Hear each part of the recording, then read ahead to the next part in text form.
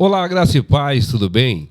É pela graça que nos alcançou e pela verdade que nos libertou que estamos aqui hoje. Hoje foi o dia preparado para o Senhor para nós iniciar mais um episódio do podcast Graça e Verdade. E hoje eu tenho a satisfação de receber aqui nos estúdios Fioli Music o meu amigo pastor Carlos Eduardo, que vai estar falando conosco a respeito do reino, falar sobre a igreja nos tempos odiernos e dos tempos passados, fazendo um comparativo, né? Pastor Carlos Eduardo está já conosco aqui, é uma honra. Está comigo também o meu amigo Jackson, né, do podcast FioliCast. Pastor Carlos Eduardo, se apresente, apesar que todo mundo já te conheça, né? Mas se apresente e vamos iniciar esse podcast aqui. Meus irmãos, saudações de paz, que alegria poder estar aqui com o pastor Salatiel, também com o Jackson. Deus abençoe, a alegria poder estar aqui no podcast Graça e Verdade. É uma honra poder estarmos aqui, passarmos esse tempo aí de graça e de mesa, né? Esse tempo de mesa, de compartilhamento da palavra de Deus aí. Muito bom. Muito obrigado pelo carinho de vocês, pelo convite e pela coragem de me trazer, né? Nós que agradecemos, né, Jackson? Com certeza, com certeza. É um prazer ter o senhor aqui. Amém. Eu também quero que o Jackson se apresente e fale também um pouquinho aí do podcast, né? Amém. O pessoal que estiver assistindo esse podcast também, quiser seguir o nosso FioliCast, vim conhecer o estúdio aqui. Meu nome é Jackson Fioli, eu sou proprietário aqui do estúdio Fioli Music. Você será muito bem-vindo aqui e essa mesa aqui está te esperando. É isso aí. Aproveitando esse ensejo, eu peço gentilmente que você se inscreva nesse canal. Fazendo assim, dá a entender que o conteúdo está sendo bom e aí ele vai espalhar para maior número de pessoas. Também nos siga nas nossas redes sociais. Siga o pastor Carlos, siga o nosso irmão Jackson. Juntos somos mais fortes. E o tema de hoje é: as igrejas nos dias de hoje são movidas pelo Espírito ou por emoções? Eu quero ouvir o pastor Carlos Eduardo falar sobre isso. E eu separei 5 perguntinhas que mandaram para o senhor aqui. Tá? 5 perguntinhas. E uma das perguntas que é relacionada a esse tema, pastor Carlos, é: as igrejas de hoje priorizam mais o sentir ou obedecer? As igrejas de hoje priorizam mais a verba do que o verbo. Curto e grosso assim. Aqui é corte Tramontina. Entendeu? Você pode ir num culto, fala-se mais de dinheiro, é rifa. Eu acho engraçado esses caras que fazem rifa na igreja, que os caras são contra aposta, contra bet, contra loteria, que é jogo de azar. Rapaz, rifa também é a mesma coisa, velho. Mesma coisa. Ah, não, mas não estamos. É ação entre amigos. É rifa. É a mesma coisa. Então a igreja fala mais da verba do que do verbo. Tá? Eu digo da organização. Não digo da igreja como organismo. A igreja como organismo, tá tudo certo. O problema da igreja é a organização. É o que se tornou a igreja. A igreja tornou-se uma empresa. E não que não era uma empresa. Se tem CNPJ, é empresa. Por isso que devia pagar imposto. Eu sou a favor que a igreja pague imposto. Né? Tem que pagar. Até Jesus pagou. E não era para pagar, né? Porque em Mateus 16, Jesus pergunta: quem eu sou? E tal. Tu és o Cristo, filho do Deus vivo. Eu disse: parabéns. Quem te revelou isso não foi nem a carne nem o sangue, mas o meu Pai que está nos céus. Capítulo 17, eles cobram o imposto de Pedro. Aí Pedro até Jesus. Ele não entende a implicação. Aí fala assim para Jesus: Jesus falou: seu Pedro. Ele chegou meio tristão, Jesus já. Assim, uma pergunta: de quem cobra imposto? Dos filhos ou dos bastardos? Para os bastardos. Aí Jesus disse: logo, os filhos não pagam imposto. Era imposto do templo. O que Jesus está dizendo para Pedro? Se lá no capítulo 16 você falou que eu sou o filho de Deus, e agora no capítulo 17 cobraram imposto, você diz assim: não, ele não paga porque ele é filho de Deus. Pedro não respondeu. Ele não entendeu nem a implicação do que ele disse da revelação que ele recebeu. Entendeu? Aí eles falou assim: não, então dá lá. Então você, para não ter problema, você paga o meu e o seu, que você também está devendo. Toma, vai lá e paga. Então assim, se pagou imposto naquela época, tinha que pagar imposto hoje também. Também concordo com isso. Concorda, Jackson? Concordo plenamente. Pastor, nessa mesma linha de raciocínio... Eu respondi a pergunta que fizeram? A Tramontina, né? Não precisou nem muita coisa, você já cortou. Mas a pergunta foi essa, depois se o senhor quiser dar um pouco mais de ênfase, as igrejas de hoje priorizam mais o sentir ou obedecer? Aproveitando assim essa linha de raciocínio... A igreja dá mais o sentir, né? O povo é mais emotivo do que obediente. É o que Isaías diz lá. Esse povo me honra com os lábios, mas o coração está longe de mim. Muito longe. É que nós temos uma igreja que tem relação com Deus e não relacionamento. Então, aí o senhor entrou nessa questão de finanças. Eu também sou de pleno acordo que a igreja teria que prestar contas, né? Tanto para a membresia quanto para o governo, para o Estado em si. Aproveitando essa linha, nós vivemos hoje um monopólio e um nepotismo. Eu conheço, mas eu quero saber do senhor. Você acredita nesse monopólio e nesse nepotismo dentro da igreja? Acredito, a igreja hoje deu herança de pai para filho. Em especial a Assembleia de Deus. Virou uma empresa de pai para filho. É igual aqueles daí que tinha fazenda, aí o velho morria, a fazenda ficava pro filho, já preparava o neto, aí e tal. E a igreja virou isso aí. Hoje, você dificilmente vai ver alguma convenção que alguém fora da bolha ganhe. Você vai ver um pastor presidente passar por Jackson, a igreja. Você é meu filho? Não, você não tem chance. A igreja é um monopólio. É um nepotismo. Isso vai acabar? Vai. Já está acabando. Deus está derrubando aí uns aí competentes que tem e tal, e vai derrubar mais. Vai tirar mais. Por quê? Porque não pode ter esse nepotismo, né? Mas os sacerdotes e tal, tá bom. No trono também tá bom. Mas você viu que Deus vai quebrando as exceções? Quem que tinha que reinar depois de Saul? Jonatas, reinou Davi. Quem que tinha que ser sacerdote depois de Eli, os filhos? Foi Samuel. Então Deus vai mudando. Entendeu? Então as coisas mudam. Por que não Jonatas? Porque Saul não foi bom. Jonatas também não seria bom. Não era para ele. Porque Saul era o rei que o povo, que Deus permitiu, mas não aprovou.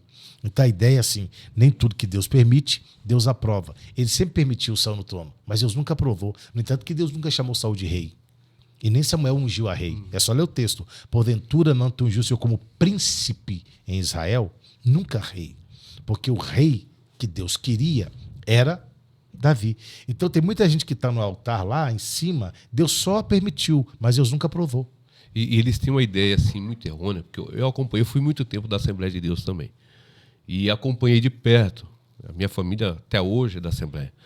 Eu vejo como, não só a Assembleia, mas outras igrejas também. Tem outras denominações também que tem eu vejo, pastor Carlos, é como se fosse uma empresa que você não tem possibilidade de crescimento. Ou seja, você não vai ter oportunidade. O máximo que você pode atingir é ser o dirigente de uma congregação lá no bairro Cafundé do Judas.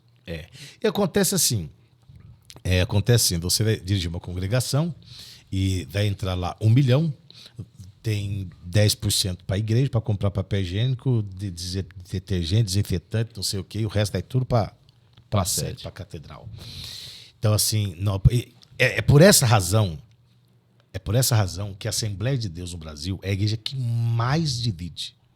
Nenhuma igreja no Brasil divide mais que a Assembleia. Pode entrar em algum jornal. Coloca assim, alguma igreja da Assembleia de Deus dividiu ontem. Alguma igreja da Assembleia de Deus dividiu hoje. Só que aí tem um problema. É justa a divisão? A divisão nunca é justa, nunca é de Deus, e Deus não aprova a divisão. Mas eu dividi porque o presidente... eu estava num trabalho excelente, o presidente não gostou do trabalho e tal. Tá bom. Então, eu sou pastor em Curitiba, da Assembleia de Deus aqui. Aí eu não gosto do que o pastor presidente faz, para mim eu não gosto, não dá, eu não quero, não, tal, eu saio. Eu saio e faço o quê? Abro uma igreja. Então tá. Porque eu tenho um chamado diferente, eu tenho uma visão. Então é o seguinte, eu sou a favor do cara sair e abrir uma igreja. Ponto. Só que se você tem visão, se eu tenho visão, eu não vou abrir em Curitiba, não. Vou abrir lá em Taquara. Vou abrir lá na outra cidade, lá em Londrina. Não.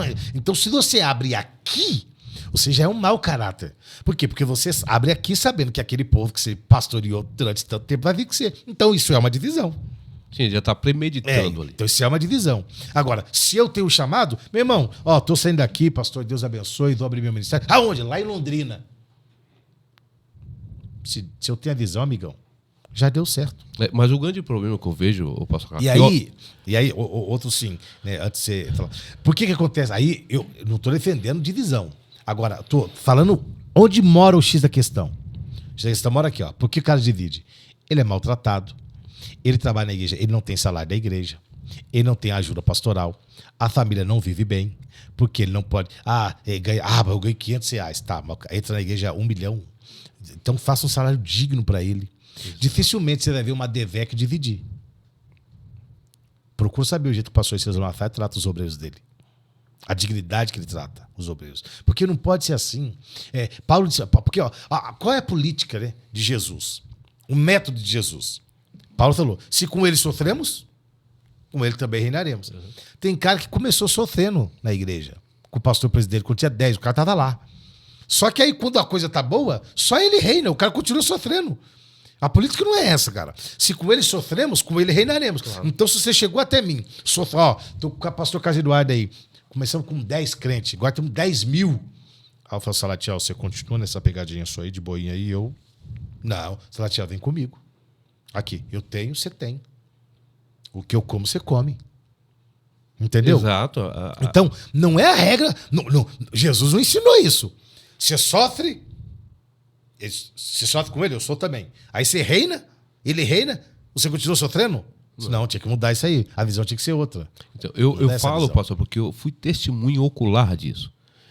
Fui dirigente de congregação e nas nossas reuniões, na sede, ao cabo dela, fazia-se a fila para receber a espórtula. Receber o cascalho. E eu via pastor de uma congregaçãozinha de um bairro esquecido, Jackson. Esquecido. Pastor Carlos dirige uma igreja de 10 mil. É claro que a espórtula dele vai ser boa, né? Mas o irmãozinho dirigiu uma igreja lá no meio do mato, a qual ninguém queria pastorear. Ele foi, pois o ministério coloca isso na sua cabeça, irmãos, você tem que ir lá desbravar, você é guerreiro, você consegue. E eu vi esse pastor chorar na fila da espórtula por causa de R$50 e o pastor presidente olhar e dizer assim, quanto a tua congregação mandou para a sede. Isso é triste e não acontece só com essa determinada igreja. E aquilo que o pastor Carlos falou, e eu tenho essa visão.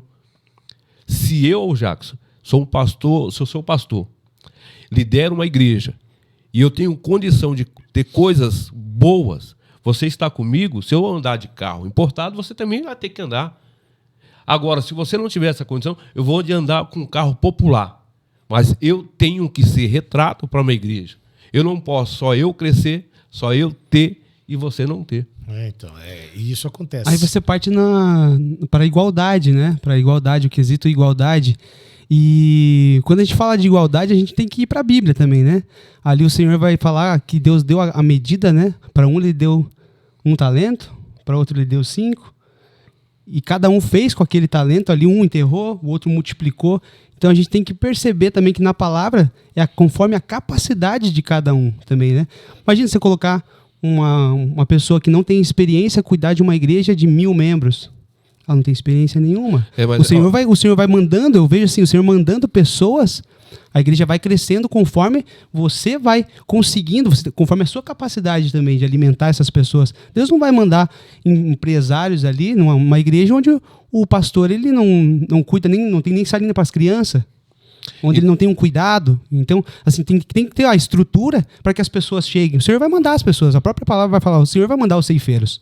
Mas a gente tem que também ter preparado, a gente entender quem eu sou, onde eu estou, quem eu quero, qual que é o público que eu quero abranger. E isso é fato, né? Mas na sua visão, o erro é no liderado ou no líder? No líder. Então, é essa que nós estamos falando, né, pastor Carlos? Então, assim, se você... Porque hoje, além de uma boa liturgia, as pessoas procuram conforto. Sim. Não tem erro nenhum em procurar conforto. Eu já congreguei a igreja que a gente de vez em quando dava pulo assim, porque tinha um prego que furava a bunda da gente. O banco comido de cupim. Era a realidade da época. O pastor entrava um dia na igreja e foi lá, trocou os bancos. Uns bancos duros. 20 minutos de culto, você já tava... Os irmãos estão de pé porque vai acabar o culto, porque não dá pra ficar sentado. É muito duro esses bancos. Hoje já tem poltronas e tal. Mas assim, então eu tenho 5 filhos, um exemplo, né? Eu quero chegar no culto, não é que eu quero me ver dos meus filhos, não, mas meus filhos precisam de um ambiente. Isso. Lá, uma sala, e também nem é aquela sala com um monte de... Faz uma sala lá, coloca um monte de cadeira, desse que é jogado no chão lá, pra rabiscando. Não, quero que meu filho tenha um culto lá, alguém e tal. O problema da igreja é não investir. Por exemplo, eu pastorei a igreja 5 anos, eu tinha o ministério de São José dos Campos, 4 anos. Eu sou músico também, né? Não igual o Jackson, mas sou músico. O que eu fazia? Então, como eu tocava bateria, eu vi a dificuldade que os bateristas tinham. Então, o que eu fiz? Comprei a melhor bateria que tinha. Comprei o melhor teclado que tinha. Então, nós tínhamos lá um Cosdaio, tinha um outro teclado. Coloquei retorno de ouvido em todos os músicos. Fiz o microfone de primeira. Na época, há 12 anos atrás... Acho que era muito dinheiro.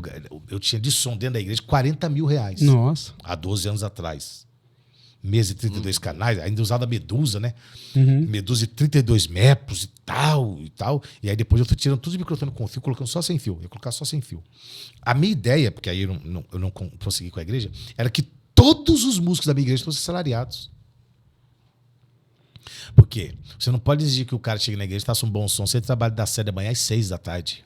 Exato. Aí chega lá em casa dele, toma um banho, o cara vai tocar. Mano, não tem como, cara, não tem condição. É igual pastor. Eu conheço cara que dirige, que é pastor de igreja, o cara trabalha até às 6 da tarde, chega em casa, aí tá no culto lá, banho, tá com a oportunidade aí. O cara cochila, velho, no culto. O cara não consegue preparar uma mensagem boa. Agora, também, vamos pro lado bom. Aí tem um púlpito bom, um som bom, a poltrona do pastor é confortável. Os irmãos aqui, as cadeiras de plástico branca, que o cara senta e já... Senhor, meu pastor, me cobre com o teu segredo, me segura. O cara não senta, o cara fica meio assim, ó. O cara fica meio assim, ó. Porque se ele sentar, a cadeira abre as pernas e quebra. Verdade, já aí vi. assim, irmão, aí eu tenho ira. A minha ira mora aqui. Irmãos, vamos fazer o seguinte... Vamos fazer uma rifinha aqui, vamos fazer um negocinho, levantar uma oferta. Os irmãos pegam o carnezinho pra pagar, pra não comprar cadeira. Diacho, cadê o dízimo da igreja? Onde tá as ofertas da igreja, cara? Aí tudo que vai fazer na igreja tem que ficar pedindo dinheiro. Tá parecendo o governo, pede dinheiro pra tudo. Agora vão ter que pagar o dinheiro dos 10 que eles roubaram aí. Não é que vão ter que pagar. É tudo que tem que pagar. Aniversário do pastor, você tem que dar oferta. Aniversário da mulher do pastor, você tem que dar oferta. Aniversário, você tem que dar... É muito dinheiro, velho. Um irmão mandou mensagem, me disse, pastor, eu tô tendo um problema aqui na igreja, queria que o senhor me ajudasse. Falei, o que foi? O pastor reclamou aqui. Falei, irmãos, conheço muitos pastores que viajam por aí com a esposa, tira férias, viaja com a esposa, a igreja dá passagem, paga hotel, paga navio, quando eles querem fazer cruz, a igreja paga tudo, e aqui ninguém paga na minha. Eu quero também que pague pra mim. Ele falou, o senhor acha certo? Falei, honra, você não se cobra. Você não cobra honra. Não cobra honra. Falei, se a igreja não faz isso pra ele, é que ele não tem, cara, ele não tem nada pra oferecer, velho. Por quê? Isso é recíproco. Você dá pra igreja, logo você vai receber dela. O menininho deu 5 pães e 2 peixes, recebeu 12 cestos. E não foi pro discípulo, não, foi pro menino. Porque esse negócio também de dar pra quem não faz nada, não tem condição aí. Né? Por que Eliseu rejeitou a oferta de Naamã? Porque não foi ele que pregou aí. Quem pregou foi a menina. A menina que pregou. Quem tinha que receber oferta era a menina. Ele disse, não quero isso não, pode levar embora. Não preguei, velho. Quem pregou foi a menina. Por que os 12 cestos tinham que ser para os discípulos? Para eles não, eles não fizeram nada. Eles só fizeram distribuir o que o menino deu. Então tem muita gente que não dá, mas quer receber. Então assim, conforto na igreja hoje é essencial, meu irmão. Por quê? Porque você não pode exigir que a igreja, que os irmãos dêem oferta sentando num banco ruim, numa cadeira ruim, com um som horroroso. Os músicos devem tocar, fica... o cara tem que dobrar o cabo assim, colocar atrás do... Eu sei disso, que eu já passei por isso. Eu ia pregar, mas assim, ó, você enrola o cabo do microfone na mão, né? E desde quando eu pregava, o que foi? É choque? Tá dando choque isso aqui. Dá um beijo, ficava colado, de choque que dava, né? E antes era caixinha Giannini, nem é do seu tempo. Caixinha Giannini, sonoros. Era ali que ele tocava. Era 4 entradas, você ligava microfone, guitarra, Nossa. violão e contrabaixo. Você não sabia o que saía daquele alto-falante, velho. Cara, aí, sim, se você não dá ao povo... É igual, por exemplo, né? Falar de o cara... time de futebol. Não, se você não tiver um gramado bom, não dá pra apresentar um bom jogo. Então, se você não tiver um som bom, né? Vamos falar de coisas básicas. Um som bom, tal, um lugar confortável. Aí, às vezes, você tem tudo isso e tem uma palavra horrorosa dos caras que não sabem pregar. Então, é um conjunto de coisa. Aí tem isso que o Jacques falou. O camarada que, às vezes, exige...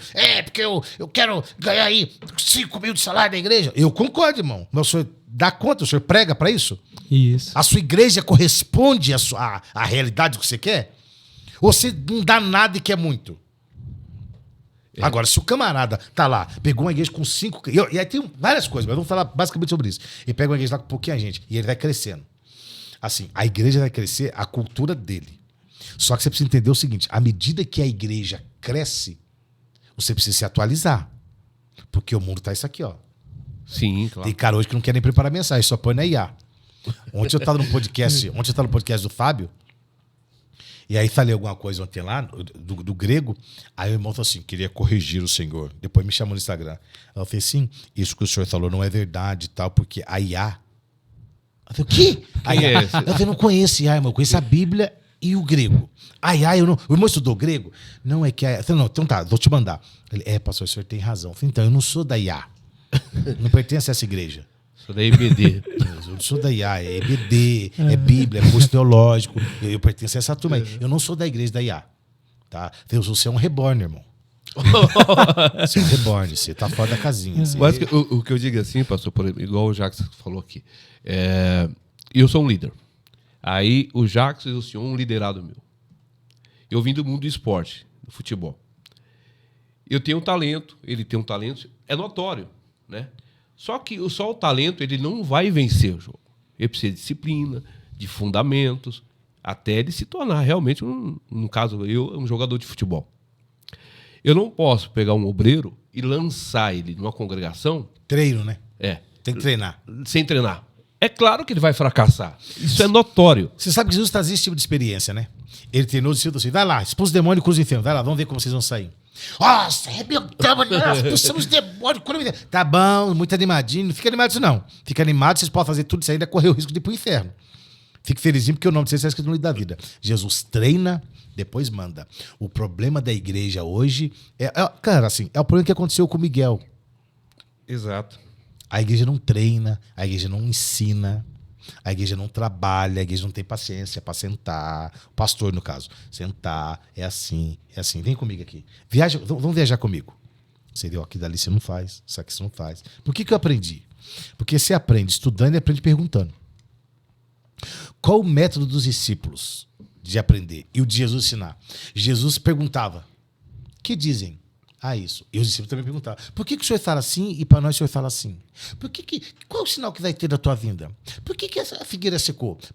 Porque se você pergunta, logo você tem curiosidade. Logo você tem vontade de saber, de aprender. Logo você vai aprender. Porque quem pergunta quer saber. O problema é que nós não temos tempo, porque o cara quer ficar no gabinete, no ar-condicionado, lá atendendo o telefone. Sim, querido, recebendo lá os relatórios das igrejas e tal. Então, não tem tempo de tratar dessa gente, cuidar desse povo. Também não tem disponibilidade de pagar para alguém fazer. Ir lá, dar um discipulado, ensinar. Não tem, eles não querem fazer. Parece que a sensação que a gente tem é que quando eles pegam alguém com talento, que quer dizer que tem chamado, esse cara é perigoso. Parece que quem tem talento na igreja hoje, eu ia falar na Assembleia de Deus, que é da Assembleia de Deus, eu sou da Assembleia de Deus, então eu posso estar lá e fica de boa na Lagoa, porque eu estou lá desde 5 anos de idade, eu sei o que eu estou falando. Então, assim, parece que na Assembleia de Deus, quanto mais potencial você tem, mais encostado você fica. Porque os caras precisam te minar. É uma síndrome de Saul, né? Se esse cara matar Golias, vai dar ruim para mim. E as mulheres já estão cantando. Mas não era Davi, era o povo que estava cantando. Davi não tinha nada a ver com isso. Nada. Davi estava de boa, tranquilinho. Aí o senhor falou assim, quem é você? Então, eu sou o cara que estava lá com o senhor quase agora, lá, que conversei com o senhor falou que eu não ia dar conta de matar o cara. A cabeça do cara está aqui, a espada dele também está aqui. Tá de boa, eu tô tranquilo. Mas Saul queria matar o cara. Então, a igreja faz isso. Por quê? Por que Saul quer matar Davi? Porque Davi prospera no ambiente de Saul, no território de Saul. Muda o ambiente de Saul quando toca. Ele muda o ambiente. O ambiente do palácio já tem o jeito de Davi. Quando Davi toca, ele não toca só para expulsar o espírito mau. Ele toca para demarcar território. Ele tá preparando o ambiente para ele. Ele muda o som do ambiente. Ele muda o som do ambiente. Então, quando Deus te chama, você começa a mudar o som do ambiente. Esse Jackson, hein? Você viu que ele pregou, a igreja recebeu a palavra? Vi, pai. Quando ele cantou, deu um...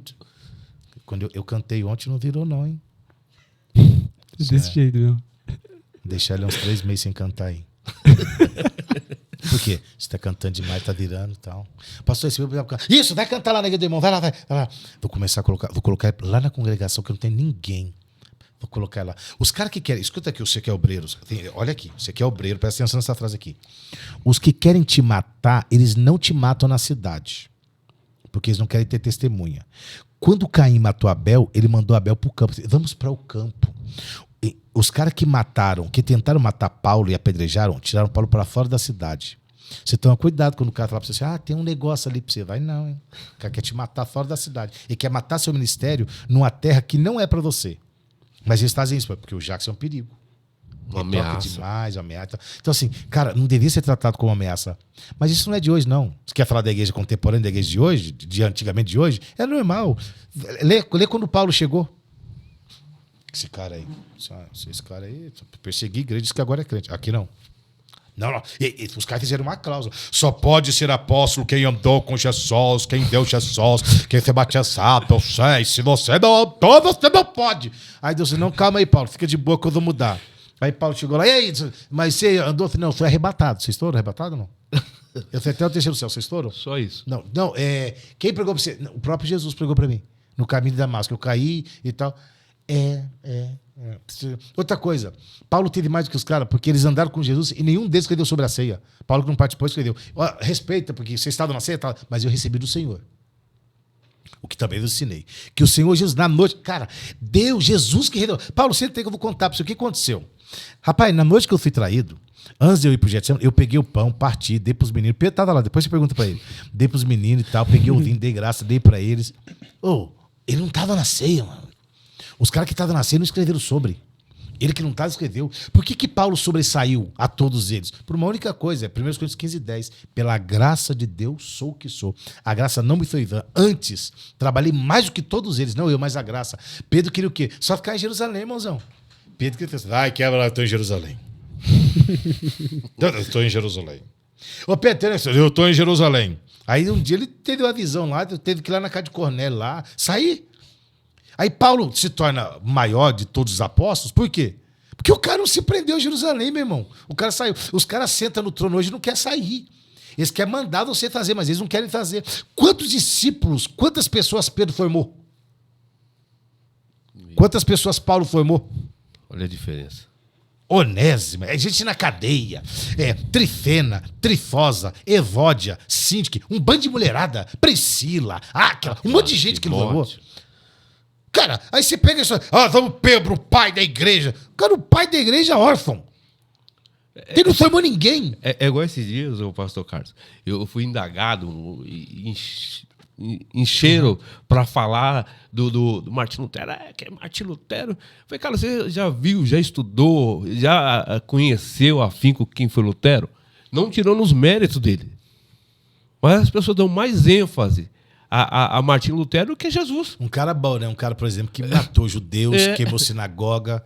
E eu falo isso, os irmãos, os luterinos ficam loucos. Os luterinos querem me matar. Martim Lutero escreveu um livro que Adolf Hitler leu para matar judeus. Pra matar? Sim. Não, pastor, o senhor não pode falar assim do luterinho. Te catar, macho. Vai estudar história, velho. Aí, quando não é Lutero, é um tal de Santo Agostinho que eles gostam também. Porque o Santo Agostinho. Porque o Santo... irmão, vai ler a Bíblia, velho. Esse foi mentor de Lutero, né? Santo Agostinho foi mentor de Lutero. Os caras gostam das coisas. Olha, porque o dia da reforma protestante. Irmão, tinha que fazer o dia da reforma teológica. Porque a igreja no Brasil hoje precisa de uma reforma teológica. Precisava pegar essas músicas que eles cantam, acabar com tudo. Metade dos hinos da harpa tinha que arrancar. Tudo erro teológico, um monte de erro teológico. Mas um monte de erro teológico. E colocar uns louvores na harpa. O que tem na harpa é hino. tal. Vocês podem, o assembleiro fica louco, falando mal do Paulo Leiras Bacalhau, que segundo os estudos era maçom. Isso não é eu, cara, é história, velho. Vocês têm que estudar a história, velho. Então, o pastor Carlos, é isso que nós entramos no assunto e fomos para outro, mas vamos voltar nele aqui. Para justamente falar sobre essa questão. A igreja, hoje, ela é movida pela emoção, ou seja, pelo batuque do atabaque, por rodar, por acordes, como o Jacques está aqui, como é músico, que muitas das vezes não condiz com a letra, faz mexer mais o nosso emocional, o nosso corpo, como o senhor já falou em outro podcast, né? Se vai pelo embalo da melodia, da euforia, da euforia. Mas é igual aqueles crentes Roberto Carlos, né? Tá no culto. Sabe qual é o crente Roberto Carlos? Se sorri ou se chorei, importante é que emoções eu senti. Ou seja, ele está na igreja, ele pulou, gritou, mas ele não guardou nem um terço da palavra que foi pregada, nem sabe onde foi pregado. Então, a pergunta é essa. Hoje se dá mais ênfase a esses movimentos do que a palavra. E o senhor, como teólogo, pode nos explanar melhor aí. Dá porque, sabe o quê? O que dá Ibope hoje? Você pega lá, por exemplo, você pega uma... Vou citar aqui. Eu não estou falando que a mensagem dele foi ruim ou foi boa, tá? Só um exemplo. Você pega a mensagem pregada para a pastora Helena Raquel, em Camboriú esse ano. Para mim, foi a melhor mensagem. Você pega a mensagem do Renan Lopes. Eu não ouvi a mensagem, estou falando só do final. Não teve ninguém caindo pro chão, pulando, rodando na mensagem da pastora Helena Raquel. Mas a mensagem do Renan Lopes teve. Ele saiu pro meio do povo. Uma pessoa não racional fala assim, meu Deus, pelo amor de Deus. Você acha que a Helena Raquel pregou? Pelo amor de Deus. Você viu o Renan Lopes? O que ele pregou? O povo rodando, caindo. Ah, tá. Então é pelo movimento, não é pela palavra. Então nós temos uma igreja tomada por emoção. Mais emotiva do que racional. A igreja deve ser emotiva? Deve. Mas deve ter uma sequência. Razão, emoção. Porque uma mensagem, ela contém o quê? Ela tem que ser cristocêntrica. Ela tem que produzir reflexão. Depois emoção. Luciano Subirá diz que mensagem boa não é aquela que você sai triste com o pregador. É aquela que você sai triste consigo mesmo. Então a mensagem boa é que me confronta. Que eu saio de lá e falo assim, puxa vida, que paulada que eu tomei hoje, doido. O que eu tô fazendo na minha vida? O que eu tô fazendo? O cara parece que tava lá em casa hoje, arrebentou comigo. Ah, então a mensagem tá boa. Quantos que pularam hoje? Poucos, né? Então a mensagem tá boa. Quantos que caíram pro chão? Nenhum. Ah, então... Tá. Ninguém caiu no chão? Não, então tá bom. Ninguém pulou, horrível. No final teve que... Não, no final ele cantou. Então minha alma canta. Ah, não, esse louvor não dá, não. Se tivesse cantado um de fogo... Porque às vezes eu já preguei e tal, e no final eu cantei na escola. Eu falei assim, Eduardo do céu, você pregou muito, Deus salvou. Mas se você tivesse cantado um corinho de fogo, irmão, tinha virado tudo. Você não tô aqui pra virar, irmão. Não sou figurinha que fica virando. Não sou moeda, caro, coroa. Você não tá aqui pra virar. Teve salvação? Teve, acabou. Salvou. Não, acabou. Bom, acabou, fecha a conta. Se salvou, Jesus falou com o povo, teve crente chorando, gente abençoada. E acabou. Mas a ideia do pentecostalismo é falar, o cara pregou bem, mas no final, né, a gente queria aquele manto. Manto, você compra a camisa do Flamengo, né? Que eu sou flamenguista. Se quer manto sagrado, coloca, tá tudo certo. Cara, eu queria tem que ter aquele negócio, né? Não tem que ter aquele negócio. Tem que ter uma palavra pregada que leva o povo à reflexão e depois da reflexão, à emoção. Primeiro você reflete, depois você se emociona. Claro. O problema é que os pregadores também deixam a desejar. Os caras pregam igual cantor de rap. Tá aí o Jackson, que é músico e se entende de som. Aí o cara vai pregar. O cara que é sonoplástico, o cara fica louco. Sofre. Pelo amor de Deus. E tem uns que batem. Não, eu quando dirigi igreja, os caras batiam. Irmão, e não é porta, não. Alô, não, também não é telefone, também não. É batendo. Isso vai estourar. E foi bom, o cara deu um grito lá, no grito que. No grito que eu der! Não é no grito que você der. É na palavra que você pregar. É por isso que Jeremias diz: aquele que tem a minha palavra, fale a minha palavra. E nós viramos até chacota, né, Jackson? No meio evangélico hoje. Você vê um culto, você não sabe distinguir se é um culto evangélico ou um culto de uma religião de matriz africana.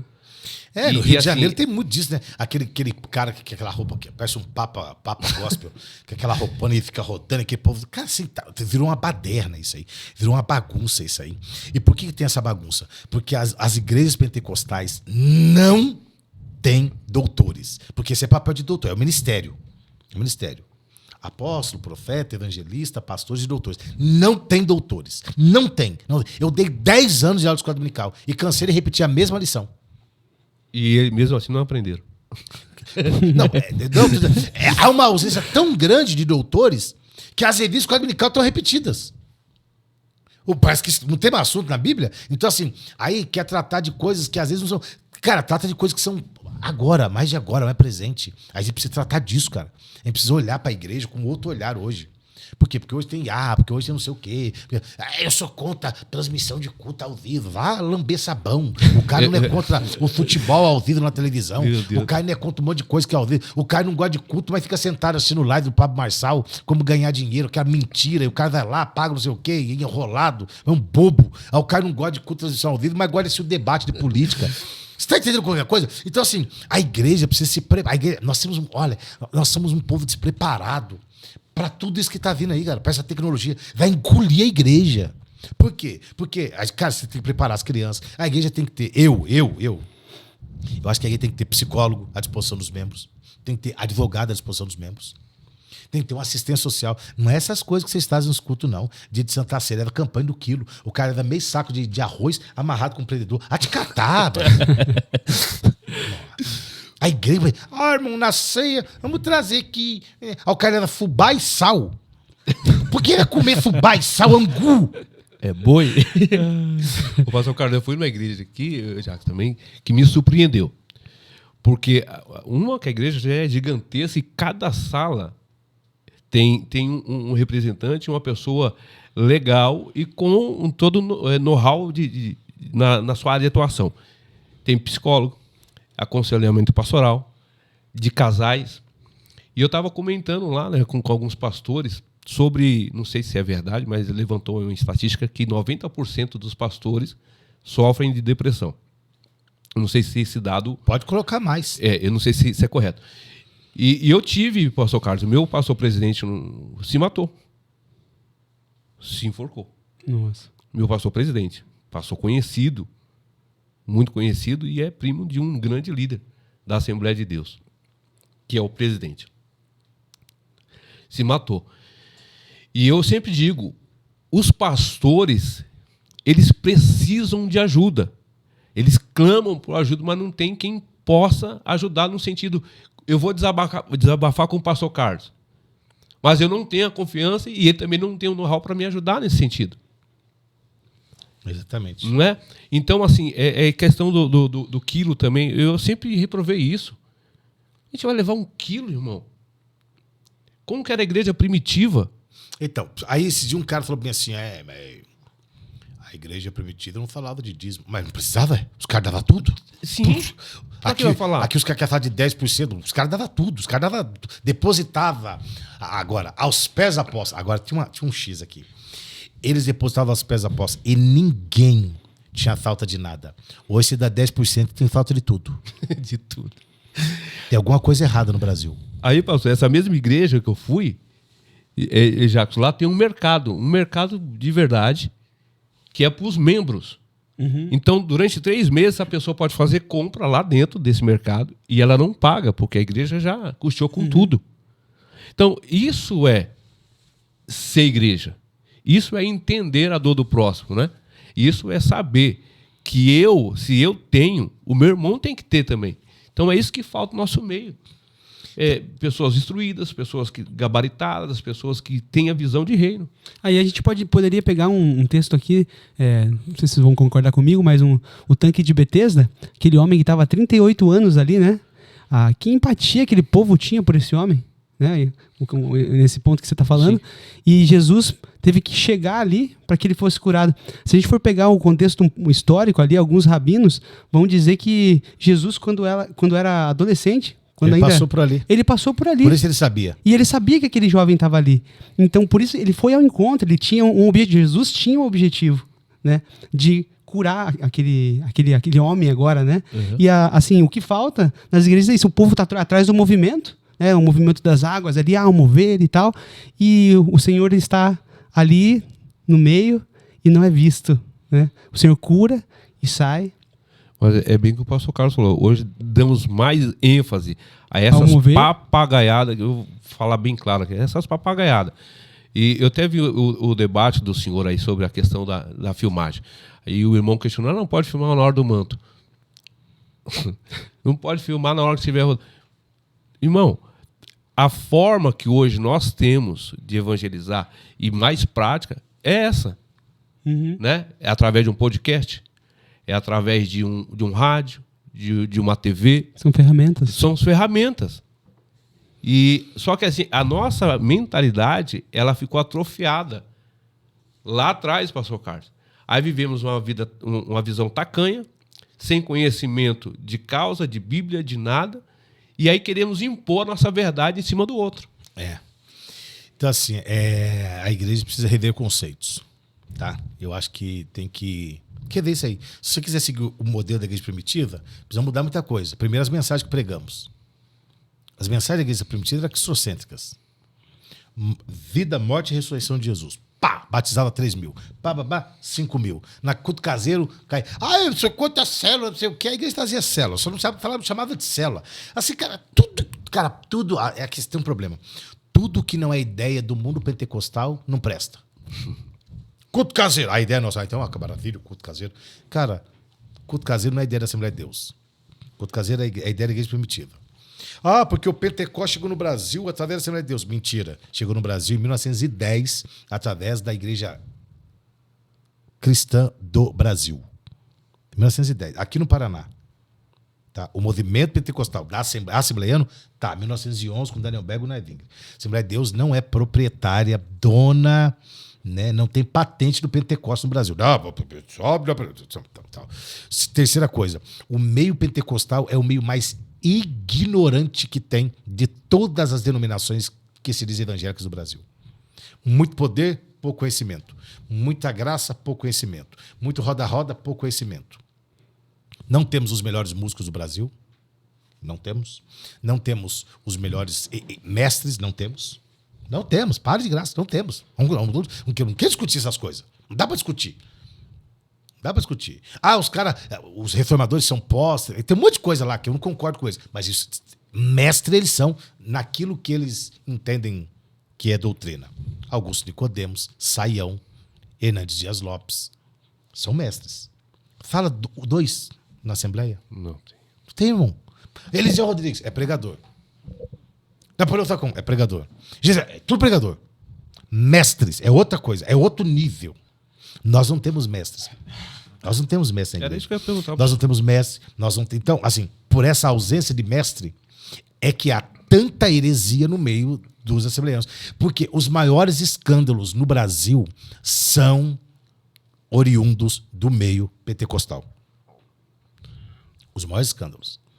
Mas o fulano de tal não era da pentecostal. Eu não estou falando da Assembleia, estou falando meio pentecostal. E aí junta meio pentecostal, neopentecostal, reborn pentecostal, é tudo agora. Agora é tudo reborn. Entendeu? Então, nós temos um problema grave. Gravíssimo. A ser tratado da igreja. Teve agora um seminário, o É Bom, Escola Bíblica de... Cara, precisa tratar dos crentes, velho. Eu participei muito do É Bom. Do povo. Da igreja. Fizemos um seminário de líderes. É para líderes, mas e para a igreja? O que tem para a igreja? Congresso de oração? Não resolve o problema. Congresso não resolve. Congresso não resolve. Tem que ter seminário. Tem que ser seminário.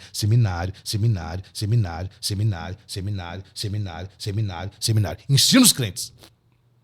Paulo não realizou tantos milagres. Mas quantas igrejas esse cara implantou? Meu Deus. Jesus, né? Jesus ensinava. Então, quantas vezes a gente vai ver falar Jesus ensinando? E Jesus assentou-se para ensinar o tempo todo. Então, assim, ensina, cara, né? é muito ensino. Aí você vai ver um Filipe doidão, arrebentando em Samaria, pregando, fazendo, acontecendo. Você vai ver.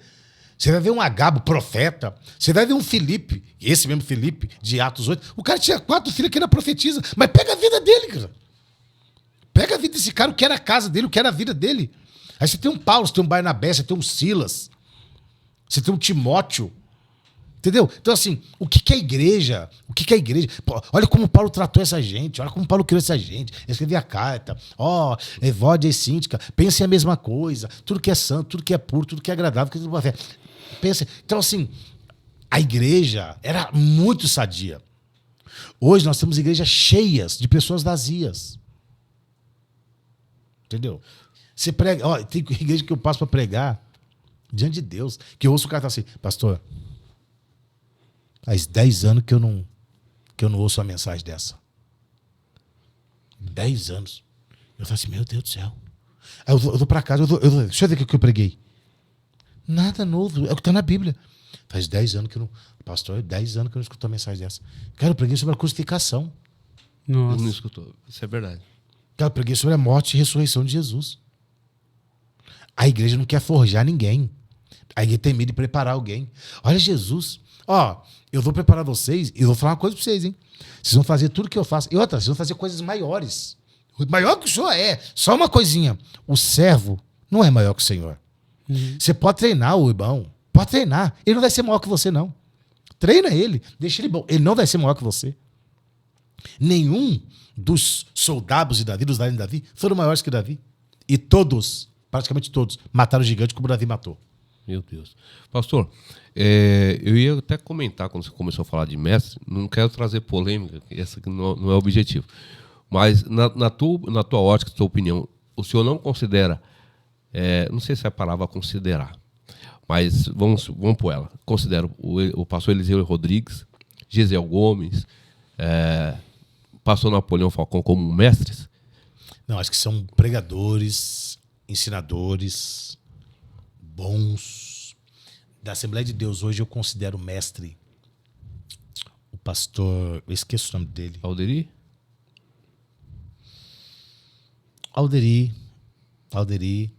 O pastor... Ele era pastor de Sobradinho. Por exemplo, tinha o Antônio Gilberto, para mim era mestre. O pastor Antônio Gilberto era mestre. Eu esqueci o nome dele. Ele até escreve revista Escola Dominical da CPAD, mas esqueci o nome dele agora. Também mestre. Ele é mestre. Os outros são pregadores e ensinadores. Mestre é um outro nível acima, assim. Acho que está um pouquinho acima. Mestre está um pouquinho acima. E o senhor se considera a que nível? Eu sou evangelista. Sou pastor, doutor, mestre, reverendo, apóstolo, vice-deus, Jeová Júnior. Sou evangelista. Jeová Júnior foi bom. Sou evangelista. Bom, o pastor Carlos hoje é uma figura notável pelo conhecimento, pela forma de falar, pela a simpatia, né? E também com as palavras confrontadoras, porém baseadas na Bíblia. E uma hora, né, Jackson? Não tem como falar com ele uma hora. Nós temos que trazer ele mais vezes aqui para ficar umas 10 horas. Verdade. E então nós estamos chegando ao fim desse episódio do podcast Graça e Verdade. Eu quero aqui agradecê-los de todo o meu coração, dizer que vocês são muito importantes. Não esqueça, se inscreva no canal, assina aí, aperta no sininho, vai nas nossas redes sociais. Pastor Carlos, dê as suas últimas considerações finais e logo após também o Jackson. Meus amigos, uma alegria estar com vocês aqui, tá bom? Obrigado, pastor Salatiel, obrigado, Jackson, obrigado a todos vocês aí, os irmãos do podcast Graça e Verdade, uma alegria estar com vocês aqui. E estou à disposição. Vou marcar aí um dia para fazer uns 6 horas de podcast. Aí já faz o almoço, janta, já como por aqui mesmo. Já. Vidão. Obrigado, viu? Satisfação. Queria deixar as minhas redes sociais aí. É @PR Carlos Edu Correia. Segue lá. Também o nosso YouTube lá, Pastor Carlos Eduardo. Tem bastante coisa bacana lá. E estamos aí para servir ao Senhor e à Igreja de Cristo. Obrigado, pastor Carlos. Amém. Quero agradecer desde já também ao pastor Salatiel pelo convite. É uma honra participar desse podcast com 2 grandes homens de Deus. Deus abençoe a sua vida. Obrigado. Que o Senhor possa acrescentar 100 vezes mais todas as sortes de bênçãos. Fica na paz.